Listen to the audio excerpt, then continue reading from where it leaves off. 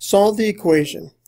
And here we have an equation. It's quadratic in form, because you notice this is the same thing as let's say we could call this 3 times u squared plus 11u plus 6 is equal to 0. You notice you got u here is the one term, and you square that term and you get u squared here. It's the same thing here with the linear term. You see it's 4a plus 1 raised to the first power. If we square this, we're going to get 4a plus 1 quantity squared. So we're going to solve this as if this was a quadratic equation, because it's quadratic in form. So let's go ahead and erase this out here. And we can see that we could say, I'm going to use u for the number, u for the variable. You could use any variable you want, x, y, z, whatever. Let's call this u is equal to 4a plus 1, because it's the linear term here. What happens when we square u? If we say u squared, if we take this right here, and square it, and square this, we have to square both sides, is equal to 4a plus 1 quantity squared. Let's get rid of those arrows just so we don't confuse ourselves later. So if we say u is equal to 4a plus 1, u squared, square both sides, u squared is equal to 4a squared plus 1 quantity squared. So now we can go back up to the equation here. 4a plus 1 quantity squared is equal to u squared. So this becomes 3u squared plus 11 times 4a plus 1, which is equal to u. Call that u, substitute it in. Plus 6 is equal to 0. Then just go ahead and factor this like we've always done. So we know this is 3u and u, because the factors of 3 are 3 and 1, so 3 times u. And then 6 will factor into 2 and 3 and 6 and 1. This is both pluses, so we know this is plus, this is plus. And so, let's say this is 6, so we have 2 and 3.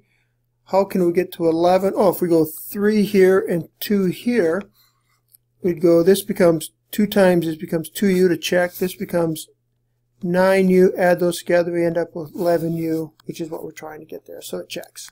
So our factoring is correct here. So now we have it set equal to 0. We have two things multiplied together is equal to 0. So we can say 3u plus 2 is equal to 0. And u plus 3 is equal to 0. Solve for u. 3u is equal to negative 2. U is equal to negative 2/3. Over here, subtract 3 from both sides. U is equal to a negative 3. Okay, now we have what u is equal to, but we want to know what a is equal to. So we come back here and we say, oh, well, we know u here is equal to 4a plus 1, and we know u is equal to a negative 2/3.